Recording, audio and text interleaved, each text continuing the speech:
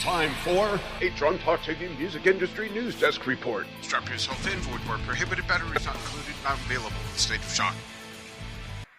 Hey everyone, welcome to another Drum Talk TV News Desk Report. I'm Steven Schinder, this is Shiley Graff, and we have some more stuff to talk about, like Flea's debut solo album and a wild story that he told recently.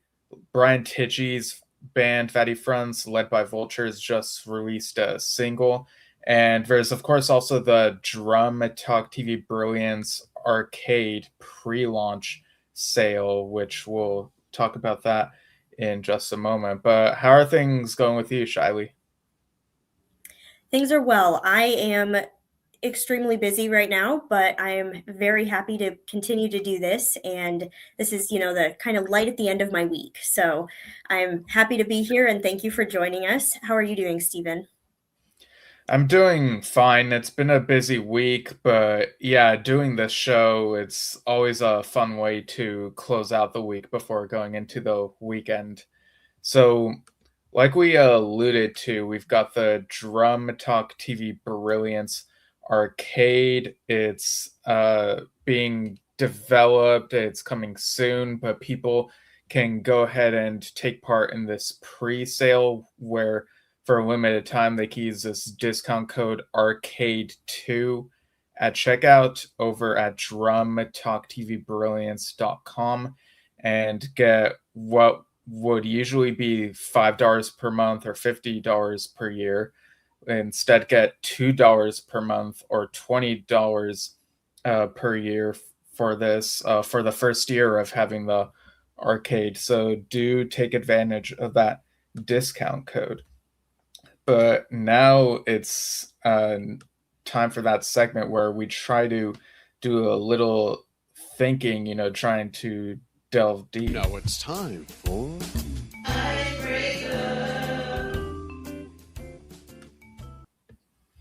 All right, and this icebreaker question is for any viewers to answer as well in the comments.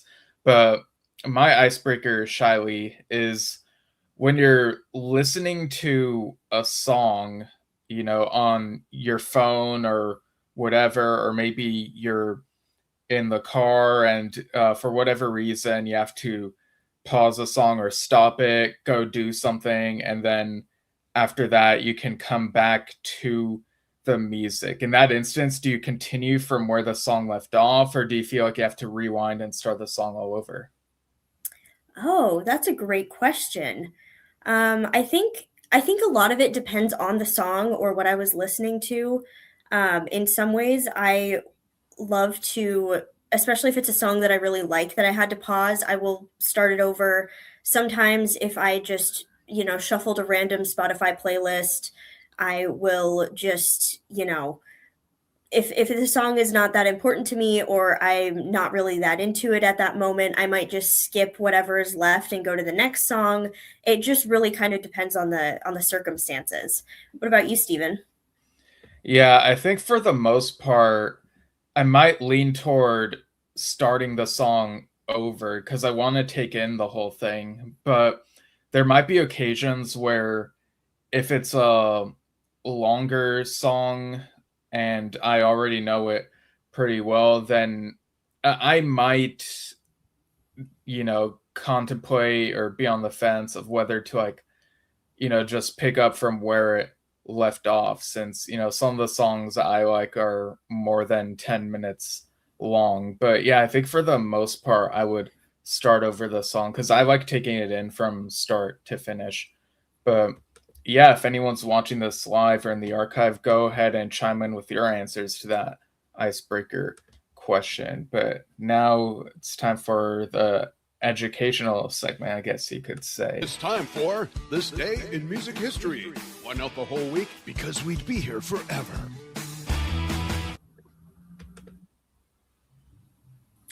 All right, we're going to jump back to 2012 when David Bowie's landmark album Ziggy Stardust was celebrated with a blue plaque in central London. Spandau Ballet star Gary Kemp unveiled a plaque at the spot where the cover of the 1972 release was shot. The location in Hedon Street, just off of Regent Street, is now a pedestrianized area brimming with bars and restaurants. Nice. And back in 2008, again, March 27th, X Factor winner Leona Lewis became the first British woman to top the US pop chart for more than 20 years with her single Bleeding Love. Kim Wilde was the last UK female to top the Billboard Hot 100 chart with her 1987 cover version of the Supremes' hit You Keep Me Hanging On. Petula Clark was the first with her 1965 track Downtown, while Sheena Easton's Morning Train, released in the UK as 9 to 5, followed in 1981. Yeah, so definitely some heavy hitters here. That's really impressive. Yeah, and Leona Lewis is a big name, and her music is just beautiful and powerful. Going back to 2004, Prince kicked off his musicology tour in Reno, Nevada. The average ticket cost $61, which included a copy of the musicology album. These were counted as sales according to Billboard, so the album rose to number 3, where his previous 3 albums had failed to chart. The tour took in $87.4 million from 77 shows in 52 cities across the United States, and sold more than 1.4 million tickets, making it the highest grossing of 2004. That is really cool. I don't know if any band really does a combined ticket and album cost anymore, like if they just automatically sell you a copy of the music with a ticket. I've not heard of that happening in recent years. Yeah, there might have been a story of someone else doing that, but that could have also been a while back. I don't know like how often that is done now. I'm so used to just getting the ticket and then going to the merch table and getting the album separately. So it's interesting the way that they handled those sales. In 1987, U2 performed from the roof of a store in downtown LA to make the video for Where the Streets Have No Name, attracting thousands of spectators and bringing traffic to a standstill. The police eventually stopped the shoot. This was an event that kind of harkens back to when the Beatles did their rooftop concert. So it's interesting how you have these iconic moments in music, but then it's like, well, were they allowed to do that? So but clearly it's definitely set in stone in like the history of rock music.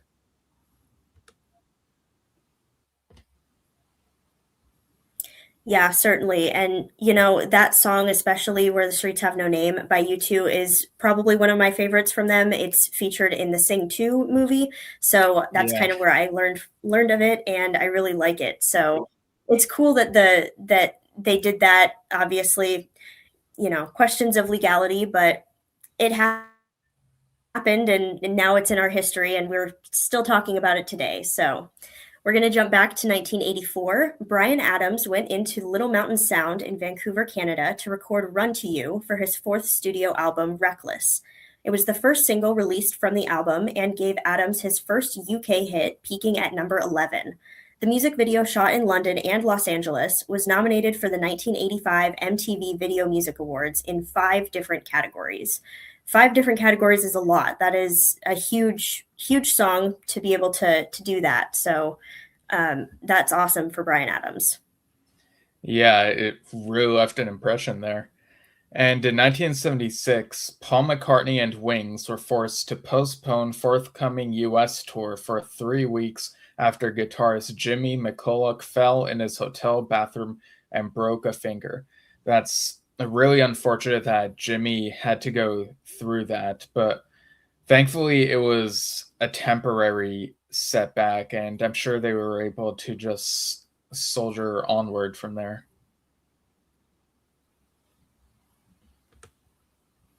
Yeah, and some people may read, "Oh, you just broke your finger," but for a guitarist, that's a huge problem and a huge deal. So, very sad that they had to postpone that tour, but glad that they could get back on track and soldier on once he was healed enough to play.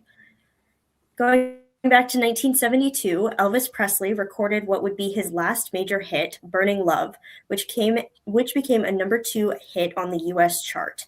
Written by Dennis Lind and originally recorded by country soul artist Arthur Alexander, who included it on his 1972 self-titled album. It was soon covered and brought to fame by Elvis, becoming his biggest hit single in the United States since Suspicious Minds in 1969. Right on. And in 1971, Bruce Springsteen and Friendly Enemies opened for the Allman Brothers Band at the Sunshine Inn, Asbury Park in New Jersey. Tickets cost $4.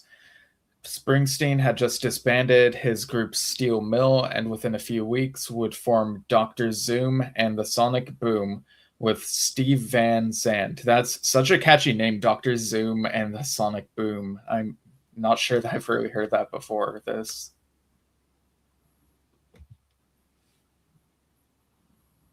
Yeah, I think I've heard of that in passing, but very standout name there. I think Bruce Springsteen just kind of knocks it out of the park with bands like that.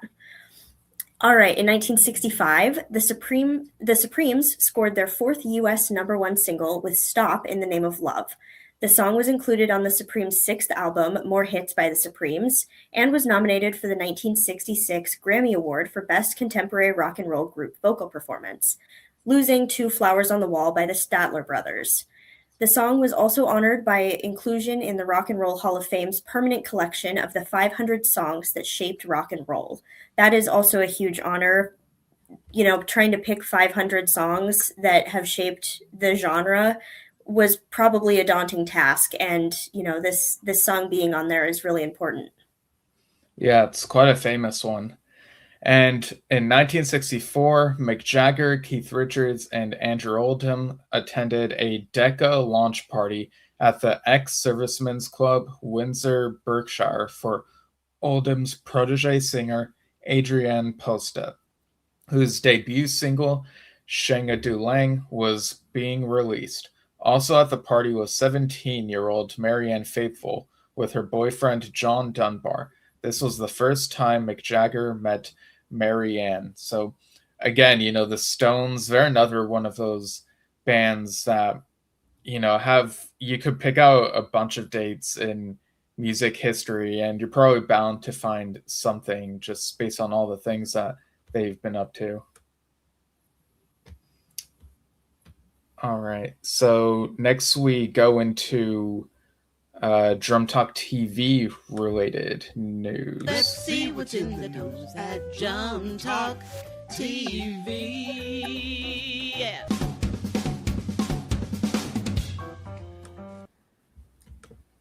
All right, folks, we are still in the pre-sale phase for the new exciting experience in our membership site, the Arcade Pass. All premium members will get the Arcade Pass included in their membership, and if you don't want all the other awesome stuff that's in our membership site, such as the artist Q&As and no limits on how many videos you can submit to our challenges, but you're perhaps into doing online games and puzzles, you can get the Arcade Pass for only $2 a month or $20 for the entire year for drumtalktvbrilliance.com. Hey everybody, Dan here, and we are so excited about, you can see a preview of the homepage there of the new arcade, and the arcade is going to be so much fun. You can get it as a standalone item. If you don't want all the other awesome stuff that comes with the membership site, that's totally fine. But if you love playing online games, puzzles, word searches, crosswords, anagrams, tile games, different things like that, that's what we're building right now. And we're running a special pre-sale arcade pass for only $2 a month. That's USD, by the way. $2 a month or $20 for a year, and you can also be part of the beta testing. If you don't want to be part of the beta testing, that's fine, but here's a way to get in early for a full year and watch it unfold and have some fun. Go ahead and smash that button and get your arcade pass now.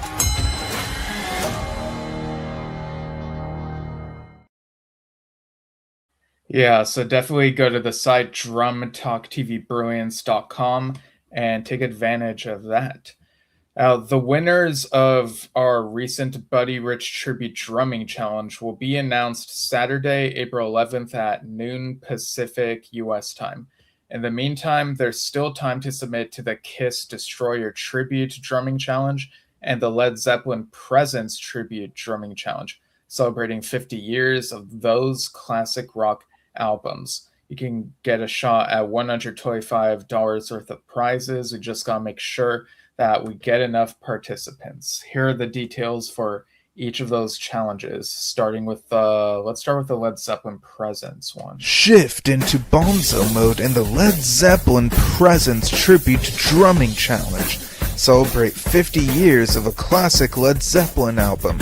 Competition open March 1st to March 31st, 2026, 11:59 p.m. Pacific Standard Time. Win up to $125 worth of prizes by playing along to official tracks straight from the album. Win a gift certificate to a favorite music store. First place gets to have a Drum Talk TV interview. All the info, rules, and judging criteria are on the site. Free members can submit up to 2 videos per challenge. Premium members can submit as many as they'd like. Go to drumtalktvbrilliance.com. And here's the one for the Kiss Destroyer Tribute Drumming Challenge. Celebrate 50 years of the classic Kiss record in the Kiss Destroyer Tribute Drumming Challenge. Competition open March 1st to March 31st, 2026, 11:59 p.m. Pacific Standard Time. Win up to $125 worth of prizes by playing along to official tracks straight from the album. Win a gift certificate to a favorite music store. First place gets to have a Drum Talk TV interview. All the info, rules, and judging criteria are on the site. Free members can submit up to 2 videos per challenge. Premium members can submit as many as they'd like. Go to drumtalktvbrilliance.com.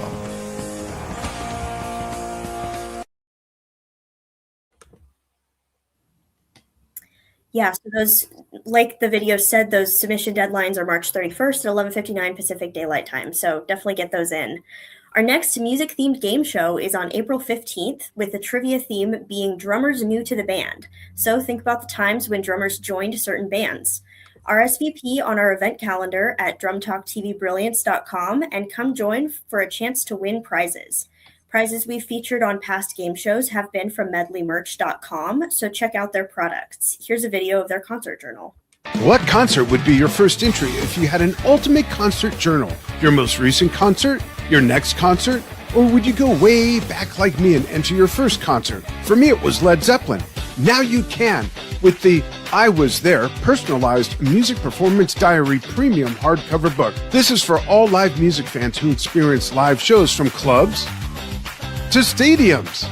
And what an amazing keepsake, and it makes a great gift.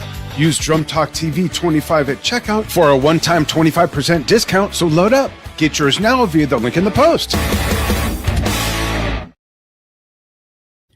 Great stuff. And this past Wednesday on Yes Shift, the podcast/vlog I do with Dad about Yes and prog rock, Dad and I interviewed Phil Castellano, one of the keyboardists for John Anderson and the Band Geeks, who are going on tour again in a few weeks, starting with the East Coast and then going to the West Coast in the summer and then going to UK and Europe in the fall. We will also have a Yes Shift vlog out next Wednesday morning with a couple of guests, so keep an eye out for that. Sounds like lots of fun. We'd also like to remind people that this Sunday, March 29th, is the Las Vegas Drum Show. Drum Talk TV will be at the event doing coverage, and we'll post what we can from the event in coming weeks. The Las Vegas Drum Show is happening on Sunday, March 29th, 2026 at the Tuscany Suites and Casino in fabulous Las Vegas, Nevada.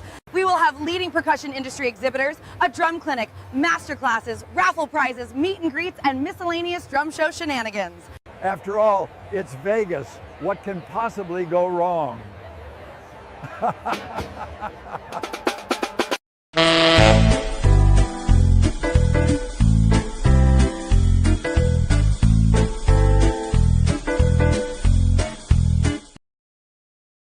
Yeah, it's just a couple of days away, so go ahead and check that out if you're able to. But now we go into the segment where we take a moment to remember some people. And now a moment to acknowledge those who have passed.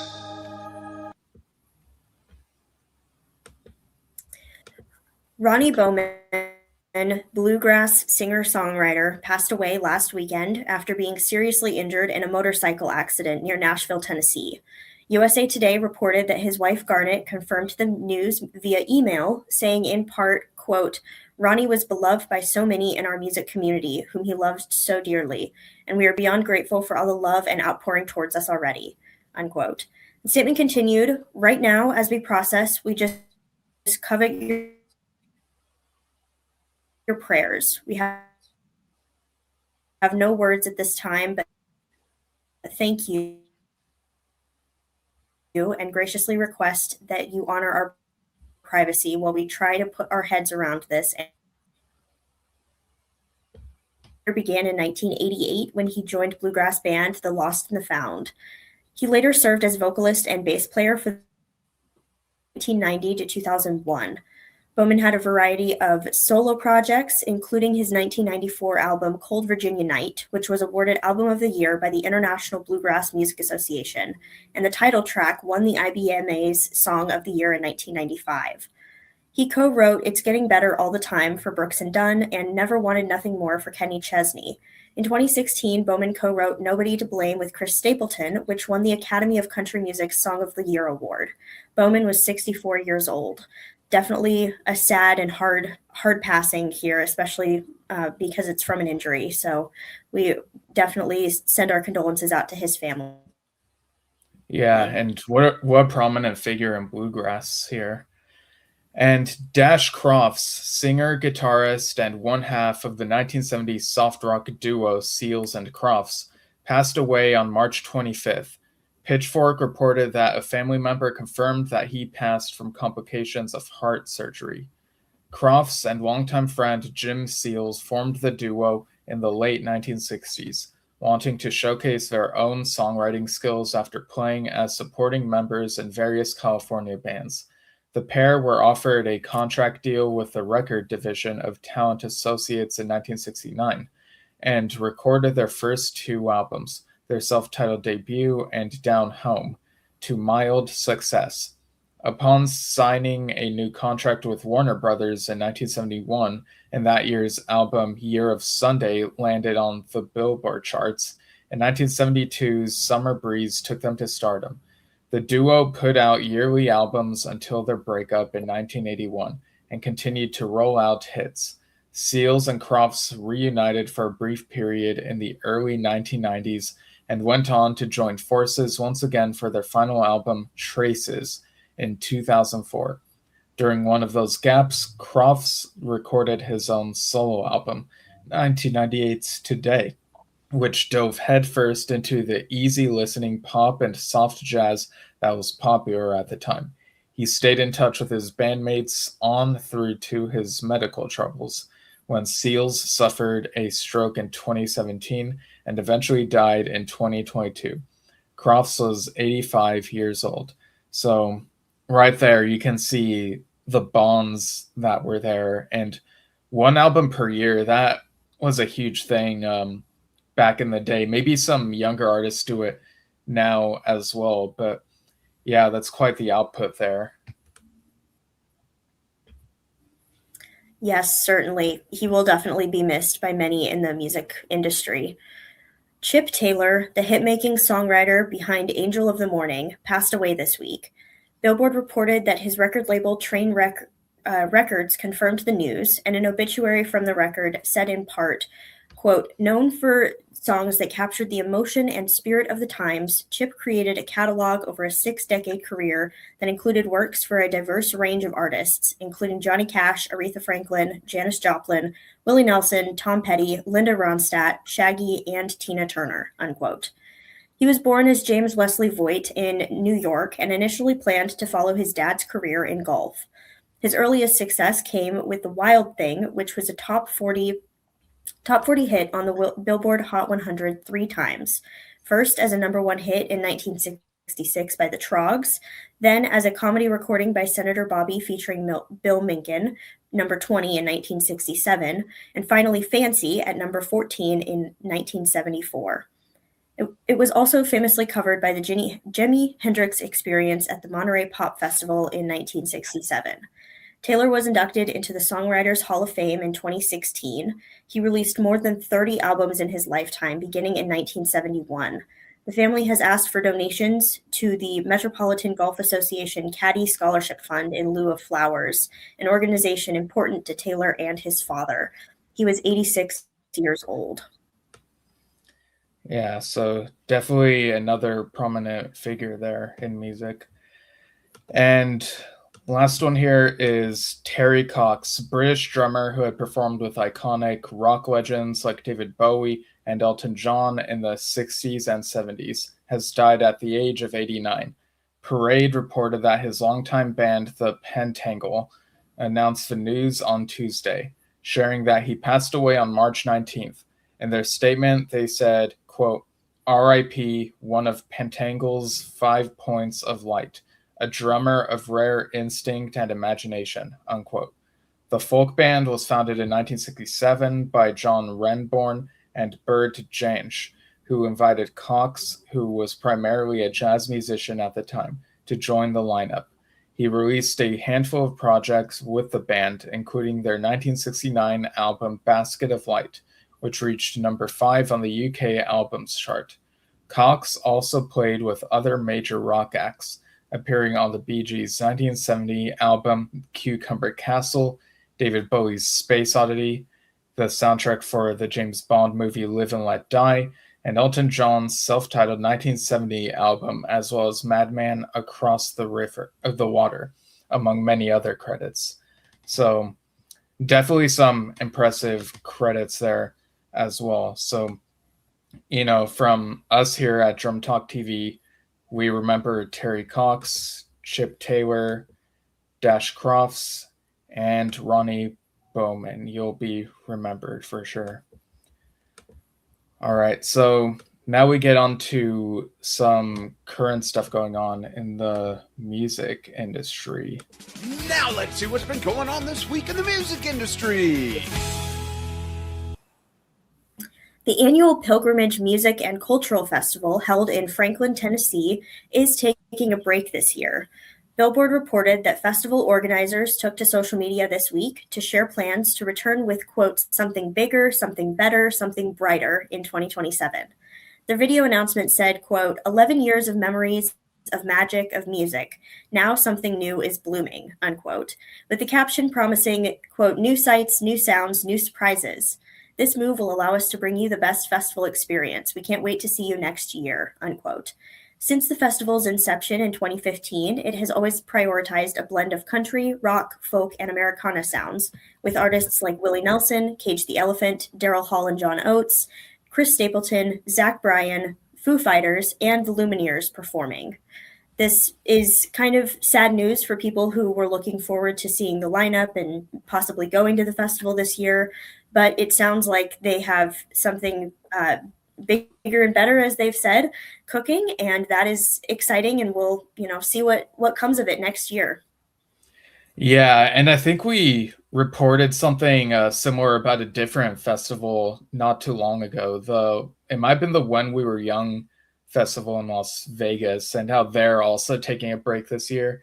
So I'm kind of wondering if there's kind of a trend here as far as this year is concerned, or if it's kind of a coincidence. But hey, if it gives them more time to make it as great of a festival as they want it to be, then that's probably a positive thing, as positive as they can make it.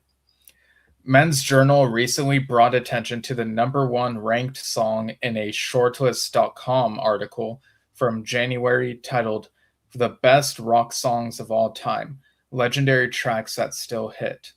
That #1 choice was Stairway to Heaven by Led Zeppelin, with Shortlist taking note of the lyrics and the shift from acoustic to full-on rock mode as a couple of the elements that make it still hit after all these years. As Jimmy Page once put it, in The Art of Noise, Conversations with Great Songwriters, quote, "The initial idea was to have this quite fragile guitar that would open up this piece of music and for something that would accelerate as it went through from beginning to end," unquote. He also claimed in Light and Shade, a historic look at the entire Led Zeppelin catalog, that Robert Plant tried his hand at the lyrics first by an evening log fire at Headley Grange, with some improvisation involved. Shortlist listed 40 songs, and the top choices after Stairway are Bohemian Rhapsody by Queen at number 2, Purple Haze by Jimi Hendrix, and Whole Lot of Love by Led Zeppelin tied for number 3, Hotel California by the Eagles at number 4, and finally tied for number 5, Sympathy for the Devil by the Rolling Stones and Back in Black by AC/DC. Those are all such recognizable songs, so it totally makes sense that they would be toward the top of that particular list. So really cool songs to listen to.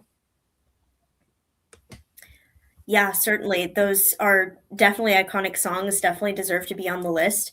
And listeners, if you agree or disagree, feel free to chime in. And if there's a song that you think does belong in the top 5 or on that list, like chime into that, and we'd love to see what you have to say. All right, moving on. Megan Thee Stallion made her Broadway debut this week as her run as Zidler in Moulin Rouge. Billboard reported that the rapper celebrated this milestone with a video of her first ever curtain call, in which she appears on stage in an embellished red jacket, glitzy boots, and a top hat. Megan will play this role through May 17th, and she is just the latest star in the long history of musicians taking up theater. She joins stars like Nicole Scherzinger from Sunset Boulevard and Michelle Williams on Death Becomes Her in her Broadway quest. This is something that has potentially been a little bit controversial for Broadway fans, to have these like big names and musicians coming in and getting these leading roles on stage. I think it's, great, and I think that people have room to have many talents and many interests. And so it is exciting when we see these big pop star names come up in Broadway. It kind of gives Broadway a little bit of a bigger audience in some ways, but I can understand how sometimes these roles can be a little bit controversial, especially when there's so many actors who are also up for roles like this. Yeah, it does kind of remind me of the ongoing debate with animated movies. Sometimes with the really big blockbuster animated movies, instead of going with people known for their voice acting, especially for the characters being featured, in past projects, they end up going with someone who's more of a big movie star type thing, like their face is on screen and everything in their other live action movies. So it's an interesting back and forth that we kind of encounter with these things. But next up, Summer Slaughter 2026 headliners were announced this week, and some big names in metal are expected to take the stage. Loudwire reported that Hatebreed is returning as the headliner, while Devourment, Snuffed on Sight, and Balmora will also perform. Transcontinental deathcore group Face Yourself will open the show each night on tour, which kicks off in Reading, Pennsylvania on July 2nd.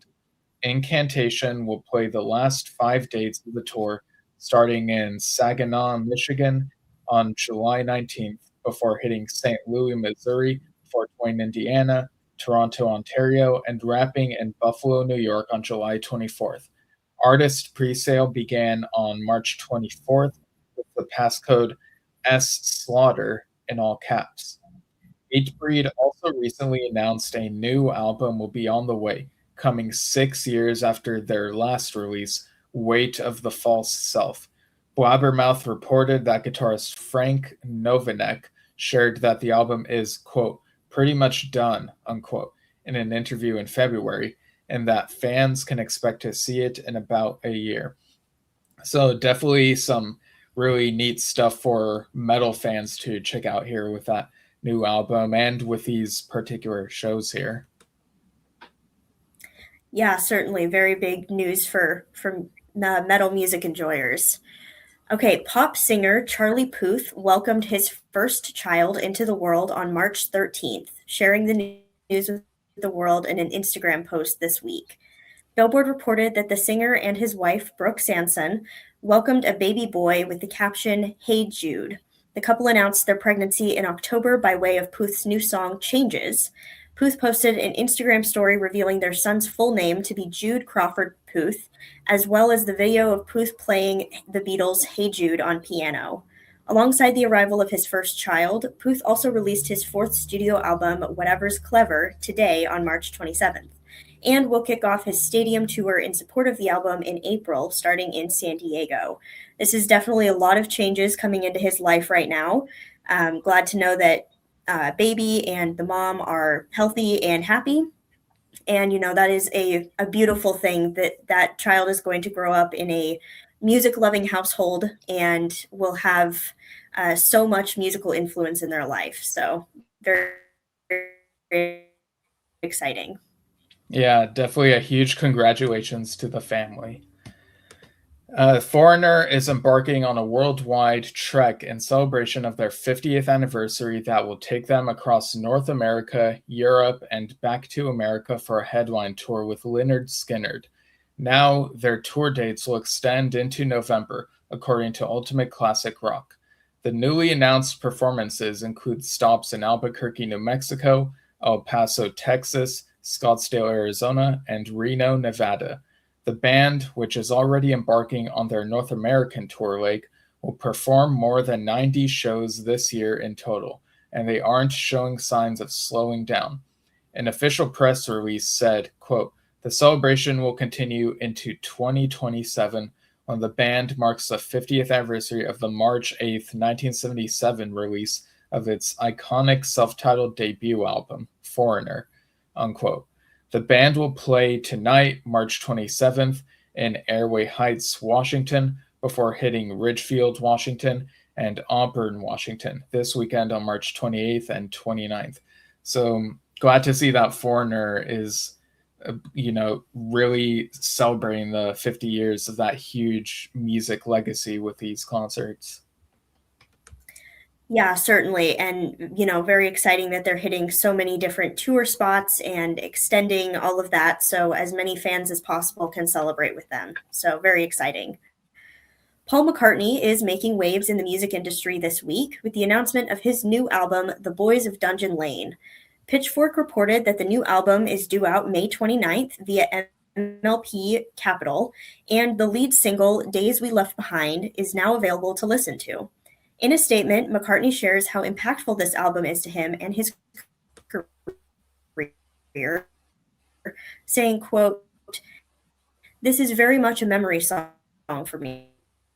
The album title, The Boys of Dungeon Lane, I often wonder if I'm just writing about the past, but then I think, how could you write about anything else? It's just a lot of memories of Liverpool. It involves a bit in the middle about John and Forthland Road, which is the street I used to live in. Dungeon Lane is near there. I used to live in a place called Speck, which is quite working class. We didn't have much at all, but it didn't matter because all the people were great and you didn't notice you didn't have much," unquote. The album features 14 tracks and is his first in 6 years. Very exciting. He's recently been in the news for the documentary that came out about him and Wings. There was a museum exhibit in, I believe, Nashville that we talked about a few weeks ago. So he's up to a lot, and he's still keeping on. So it will be very exciting to see what comes of this album and how it sounds. Yeah, and it's interesting what he says about writing about the past, because the past is a lot of fuel for inspiration for songs. Yeah, sometimes you can write about stuff that's been going on with you in the present, but writing about the future is kind of a interesting challenge. Like, it's I don't know, all that is just a lot of food for thought, when it comes to songwriting. Bassist of Red Hot Chili Peppers has spoken about a recent head injury he received after a, quote, bizarre peeing incident or accident, unquote. According to NME, he wore a bandage on his head during an appearance on The Tonight Show starring Jimmy Fallon, joking that he fought off some thugs mugging old ladies. He laughed it off and explained that while he was doing a radio show with Apple Music and playing Stop Start by Lee Morgan on air, when he realized something, quote, "There were 3 minutes left in the song, and I said, I got to go pee, so I have 3 minutes before I introduce the next tune," unquote. He continued, quote, "I jump up, I run down the hallway, I pee, I'm coming back, I'm wearing my reading glasses, I yell something to someone, running full sprint down the hallway, and bam, smack into a glass door, flat on my back, blood spurting out of my head," unquote. He shared that his mind immediately went to this upcoming television appearance, saying, quote, "I'm laying there going, oh man, I've got to do the Fallon show in a few days. I'll tell him I got into a fight," unquote. While he was on The Tonight Show, he gave a live rendition of his jazz cover of Frank Ocean's Thinkin' About You and spoke about his new album, Honora, which was released today, March 27th, via None Such Records.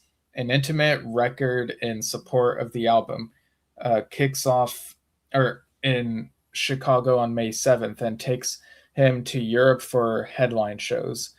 And I believe this is his debut solo album, if I'm not mistaken. You know, he's been with the Red Hot Chili Peppers, working with them all these years, and yeah, he's finally got this solo record. So that's really cool right there. Yeah, and what a strange incident to talk about on national television, but glad he's okay, and now he has a funny story to tell. So, but yes, his new album came out today. There's already been some reviews that I've seen, so that'll be very exciting to check out. And yes, he's been with the Red Hot Chili Peppers for about 40 years now, a little over 40 years. So, glad that he's branching out and doing his own music now and finding that path for himself. Yeah, definitely.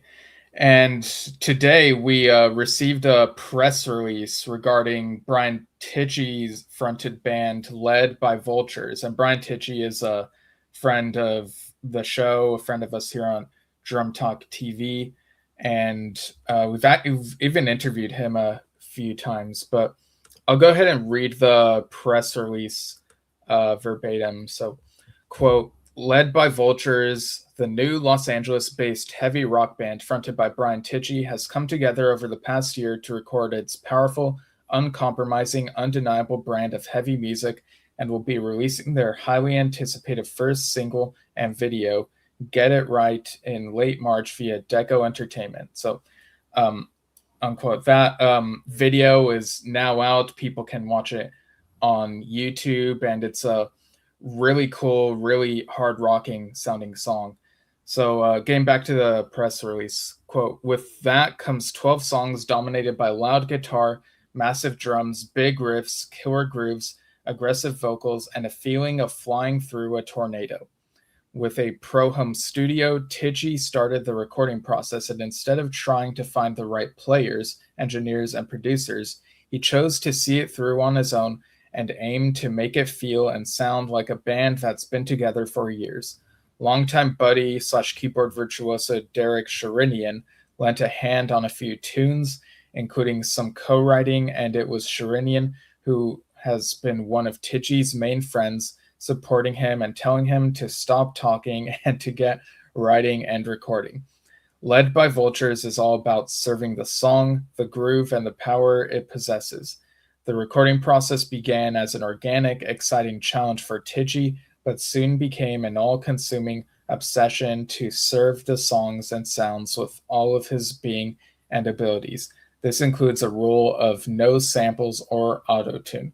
Led by Vultures, not just a band, but a pure musical obsession. You can feel the difference." So, unquote. People can definitely check that out. Follow them via Deco Entertainment. Check out the first single and keep an eye out for any news on further releases from them. All right. So now we get to the final segment of the show, a little bow tie. As a reminder of what's coming up soon on Drum Talk TV.